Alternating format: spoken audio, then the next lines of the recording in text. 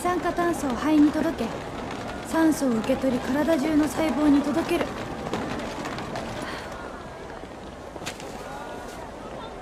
できる。絶対にできる。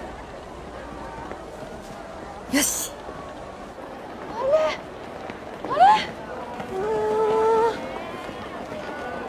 邪魔。すいません。ねえな、こ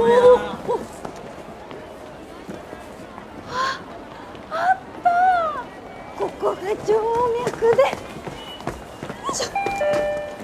おい、ここ一方通行だぞ。すいません。逆？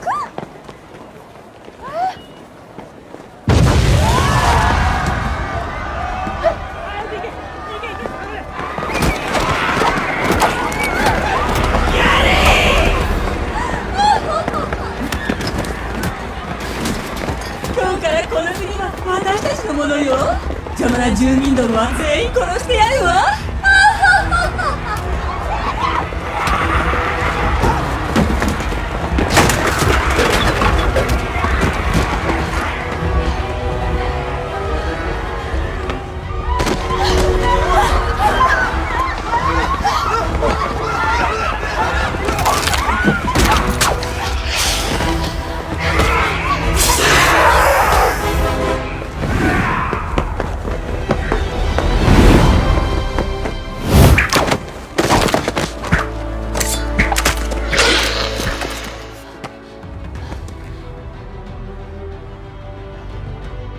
ここは俺が守る。